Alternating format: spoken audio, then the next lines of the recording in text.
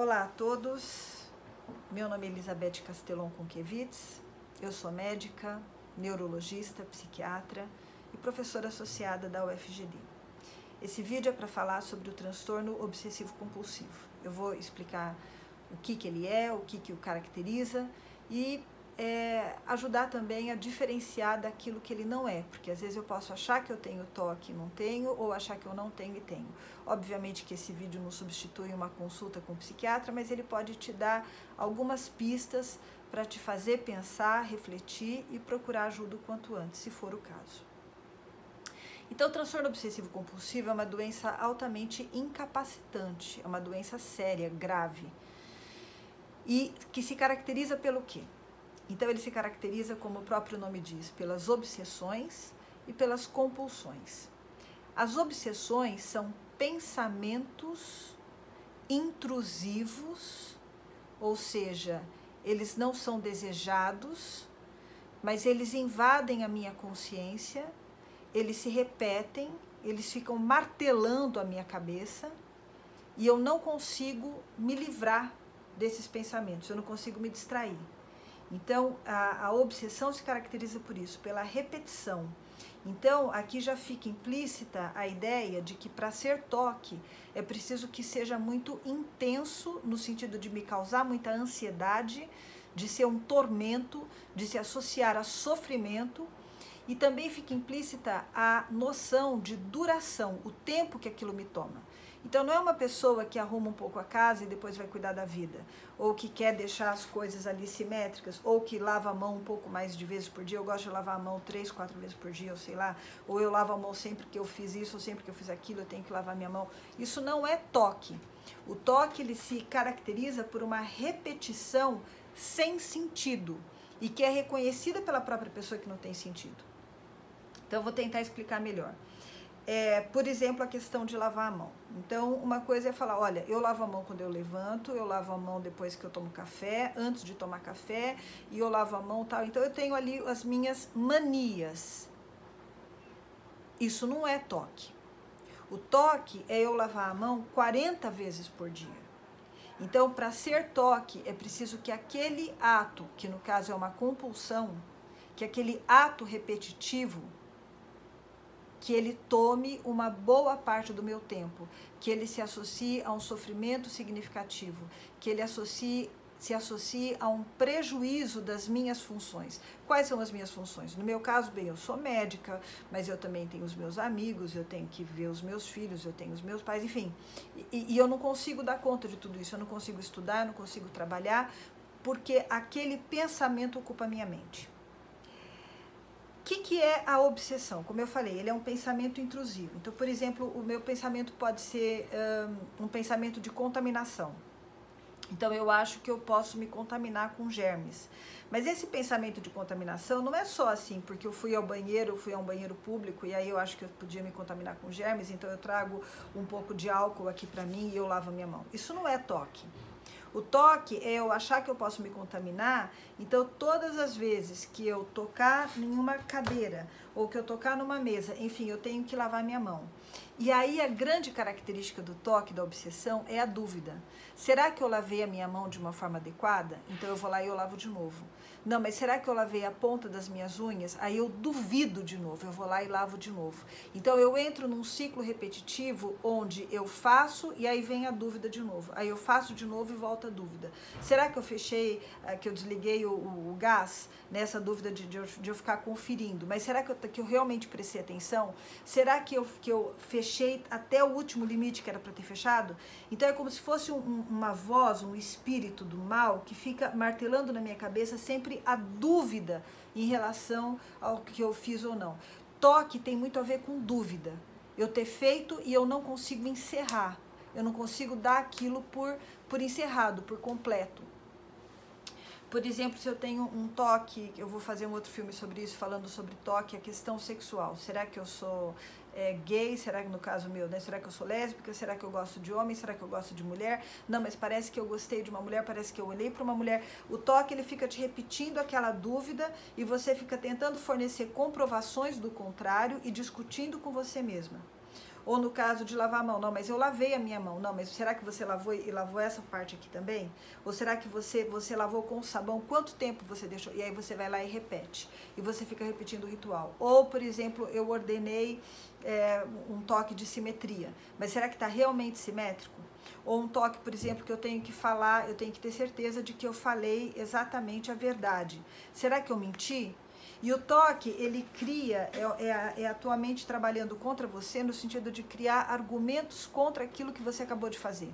Então você se envolve nessa situação. Não, mas eu disse a verdade. Não, mas na realidade eu não disse a verdade porque eu não contei aquele detalhe daquilo ali. Então eu vou lá e eu tenho que contar tudo de novo. Porque senão eu tenho a sensação de que uma coisa ruim vai acontecer. Essa questão da sensação da coisa ruim é assim, eu reconheço, quando eu tenho toque, é uma doença bem doida. Eu reconheço que aquilo ali que eu estou pensando não tem lógica, não tem sentido. Então a gente chama isso de insight, de crítica. Eu tenho o insight. Insight é uma palavra em inglês, né? Mas significa crítica. Eu tenho a lucidez, a percepção para entender que aquilo não tem nada a ver. Mas naquele momento, essa percepção não me ajuda, porque a minha ansiedade continua. Eu preciso acertar aquilo daquele jeitinho, porque senão vai acontecer um acidente, porque senão alguém vai me falar algo ruim, ou senão eu sou uma grande pecadora. Mesmo sabendo que essa crença e que essa associação que eu estou fazendo é ilógica, eu não consigo me libertar do pensamento e da associação. E aí eu tenho que repetir aquele ritual, até que meu cérebro diga tá bem. O problema é que o cérebro nunca diz que tá bem. Ele fala tá bem, mas dali a 5 minutos ele volta. E por isso que o pensamento é intrusivo, por isso que é repetitivo.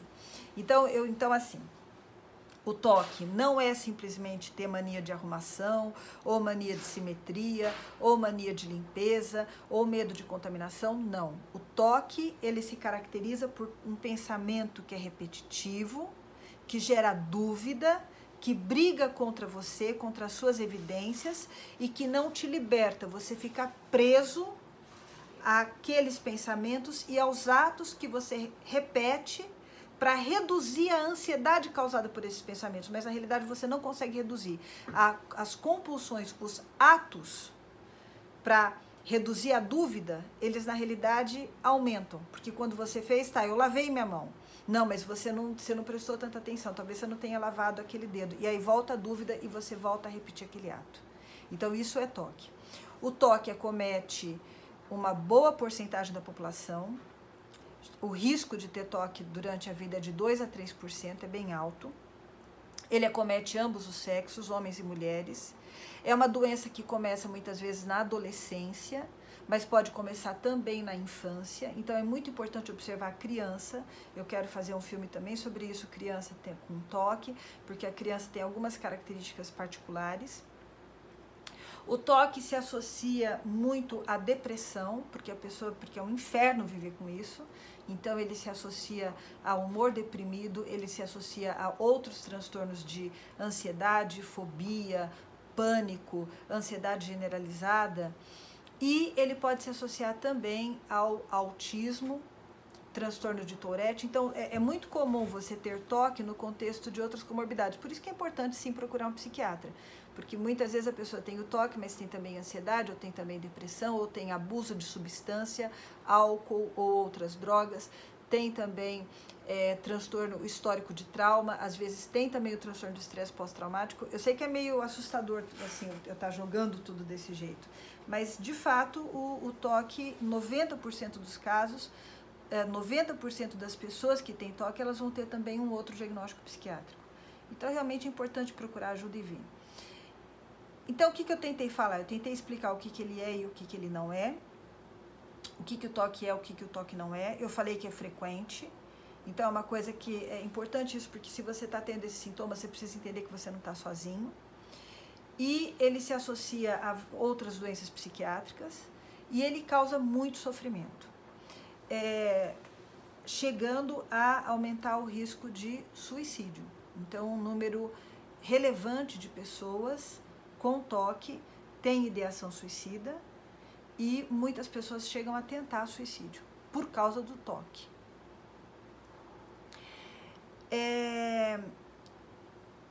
trata-se também, aqui é importante falar, de uma doença que tende a ser mantida em segredo, porque a loucura na sua cabeça é tão grande e você tem a consciência daquilo que você se envergonha também. Então o toque, ele muitas vezes se associa a sentimentos de culpa, de vergonha. O teu cérebro faz acrobacias e fica dando nós. Então, por exemplo, se eu tenho um toque de religioso, será que eu quis falar um palavrão para Jesus? Será que eu não amo Jesus? Então será que na realidade eu sou uma pessoa má e o meu toque está sendo um castigo porque eu estou sendo essa pessoa má? E eu vou fazendo essas acrobacias e muitas vezes eu não conto para ninguém. Principalmente criança também tende a não contar, mas o adulto também não. E aí eu vou tentando me acomodar àquele toque. Não, eu fiz aqui a minha simetria, eu fiz o meu coisa, tá? Eu cheguei atrasada. Por exemplo, eu tinha uma paciente que ela tinha que, no supermercado, ela era caixa do supermercado. E se alguém tocasse nela, ela tinha que tocar na pessoa de volta, porque senão algo muito ruim iria acontecer. E aquilo era um constrangimento de ela ter que tocar numa pessoa, porque na realidade era uma pessoa estranha, né? Se a pessoa tocasse nela, assim, por engano, esbarrasse nela, ela tinha que tocar na pessoa de volta, porque senão algo ruim poderia acontecer. Quando ela voltava para casa, ela tinha todo um ritual. Se o sinal tivesse verde, então ela tinha que dar 3 voltas. Mas se o sinal tivesse vermelho, ela teria que dar 4 voltas. E se tivesse um quebra-mola, ela tinha que fazer tal coisa. Se tivesse outra coisa no caminho, ela tinha que fazer tal coisa. Então, um caminho de volta que levaria 5 minutos, no caso dela, ela demorava 1 hora para voltar. Então, esse é um dos critérios diagnósticos do toque também, o tempo que ele toma da minha vida e o prejuízo que ele causa no meu funcionamento e o sofrimento que ele causa. Por isso que não é simplesmente uma mania qualquer. E o que eu estava falando é a questão do segredo, que às vezes você fica mantendo o segredo disso, você não conta e você vai criando esses rituais e vai se adaptando e achando que dá para viver assim e que é melhor não contar para ninguém. A grande finalidade desse vídeo, na realidade, o mais importante desse vídeo é isso, é falar: abre o jogo, conta para as outras pessoas, você não está louco, o toque não é loucura, você não está louco e nem vai ficar, mas você precisa de ajuda, porque essa situação em que você está vivendo é um tormento e o toque tem tratamento. Então talvez a mensagem mais importante mesmo é essa. Então não mantenha segredo, por mais absurdo que pareça, você não está ficando louco, mas você está sofrendo muito e existem formas de te ajudar a sair desse tormento. Mas você precisa procurar ajuda, você precisa contar para alguém todas essas acrobacias que você está fazendo com o seu cérebro, que no seu entendimento são absurdas. Essa é a característica do toque. É o que a gente chama de que esses pensamentos são egodistônicos, ou seja, eles não são congruentes com aquilo que você realmente pensa e sente. Só que eles acabam te confundindo. Você acaba tendo dúvida. Porque é como se fosse uma voz interna que fica brigando com você o tempo todo. Mas isso não é delírio, isso não é alucinação. Isso não é o vulgo chamado loucura. O que a gente entende é que haja uma disfunção de circuitos cerebrais, a gente chama de circuitos frontoestriatais, responsáveis pela inibição de atos e de pensamentos. Então eu tenho na minha mente circuitos que são capazes de reduzir a chance de um determinado pensamento adentrar a minha consciência. E quando adentra, eu consigo também calibrar a saliência, a importância que eu dou para ele. O que a gente acredita que acontece no toque é que é assim: eu tenho um pensamento, de repente, por exemplo, eu acho que eu me contaminei. Eu dei a mão para uma pessoa e me contaminei. Então, toda vez que eu colocar minha mão assim ou assim, eu tenho que fazer tal coisa, porque senão eu vou me contaminar, vou ter uma doença grave. Esse pensamento surgiu do nada, de repente, na minha cabeça. E por algum motivo, por algum distúrbio nesse circuito, que já era geneticamente, quer dizer, eu já tinha um risco genético de ter esse distúrbio, a genética corresponde, ela aumenta o risco em 40%, mas por alguma coisa que aconteceu naquele momento, um trauma, uma situação de estresse, eu não consigo tirar esse pensamento mais da minha cabeça. E eu atribuo a esse pensamento uma importância desproporcional. E aí é que a coisa começa. Quer dizer, eu poderia ter falado, tá, pode ser que eu tenha me contaminado, mas tudo bem, agora não deu para lavar a mão, e eu não dei tanta importância para aquele pensamento, ele passou pela minha cabeça e Tá, tudo bem, eu continuei. Agora, por algum motivo no toque, aquele pensamento enroscou. Ele enroscou, ele ficou. Ele ficou e ele foi ganhando uma importância na minha mente.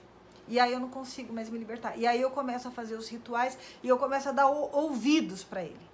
Eu comecei a dar ouvidos, eu comecei a dar atenção. E quanto mais atenção eu dou, quanto mais eu faço os rituais para inibir, mais esse toque vai aumentando. Ele vai se tornando mais intenso, mais eu vou aumentando o meu sofrimento, mais eu vou aumentando o tempo que eu dedico aos rituais, maior a minha ansiedade, maior a minha angústia e maior também a minha disfunção. Quer dizer, todas as outras coisas que eu não consigo fazer. Não me prejudica socialmente, me prejudica na minha vida familiar, na minha vida profissional, nos meus estudos, etc. Então, assim, não guarde segredo, procure ajuda, tem como ajudar, tem como resolver, não é loucura. Acho que é isso. Obrigada.